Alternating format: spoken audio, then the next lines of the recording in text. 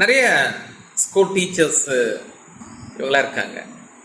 சில நேரம் உடல்நலம் சரியில்லாத காரணத்தினால போயிட்டு அங்கே கிளாஸ் எடுக்க முடியாது.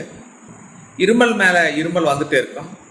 அல்லது சில குழந்தைங்களுக்கு நிறைய ஜாங்கிரியெல்லாம் சாப்பிட்டு இனிப்பெல்லாம் நிறையா சாப்பிட்டு இவர்களுக்கு இருமல் நிறையா வந்துட்டே இருக்கும்.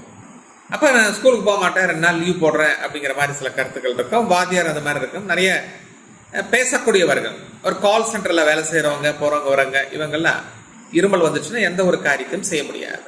இயற்கையாகவே நிறைய கம்பெனி இந்த திரிக்கடுகு அப்படிங்கிற ஒரு சூர்ணம் தயாரித்து விற்கிறார்கள்.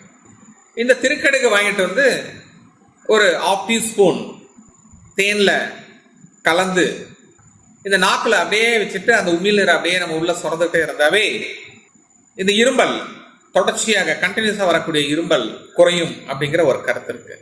இதில் எந்த விதமான சைடு எஃபெக்ட் எதுவும் கிடையாது.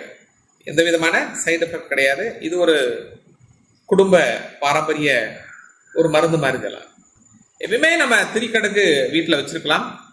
சளியை பூரா எடுத்துரும், அந்த த்ரோட் இன்ஃபெக்ஷன்ல பூரா குறைச்சிரும். நல்ல குரல் வளம், நல்ல கணீர்னு வெங்கல குரலாக மாறி நீங்க பேசுவதற்கு வாய்ப்புகள் உண்டு. ட்ரை பண்ணி பாருங்க. அன்புடன் டாக்டர் AS மகாராஜ் அம்மாவை சிவ.